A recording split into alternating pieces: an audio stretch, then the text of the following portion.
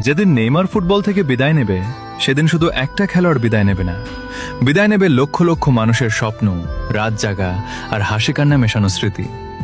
Brazil team support করে শুধু নেইমারের জন্য হয়তো সেদিন থেকে টিভির সামনে কেউ আর আগের মতো বসবে না। রাত 2টার ম্যাচ, যেখানে চোখে ঘুম কিন্তু মনে শুধু একটাই অপেক্ষা, আজ নেইমার কি ম্যাজিক দেখাবে। হয়তো কেউ আর সেই অপেক্ষায় থাকবে না। যে ছেলেটা ড্রিবল করে 3 থেকে 4 জনকে কাটিয়ে যেত, যে হাসি মুখে খেলতো, যে হারলেও কাঁদতো, জিতলেও কাঁদতো, সে একদিন চুপচাপ বলবে আমি আর খেলবো না। সেদিন তার ভক্তদের চোখে পানি থাকবে।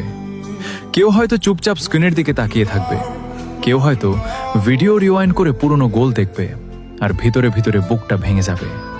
কারণ নেইমার শুধু একজন ফুটবলার না, সে একটা অনুভূতি যার সাথে জড়িয়ে আছে হাজারো মানুষের কৈশোর, ভালোবাসা আর পাগলামি। অনেকেই বলে নেইমারকে সবাই ভালোবাসে না, কিন্তু সত্যি বলতে যারা নেইমারকে ভালোবাসে না, হয়তো তারা ফুটবলের সেই সৌন্দর্যটাই পুরোপুরি বোঝে না।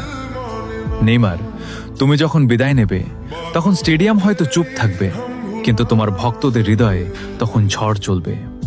কারণ কিংবদন্তিরা কখনো হারিয়ে যায় না, তারা থেকে যায় প্রতিটা ড্রিবলে, প্রতিটা স্মৃতিতে, প্রতিটা ভালোবাসায়।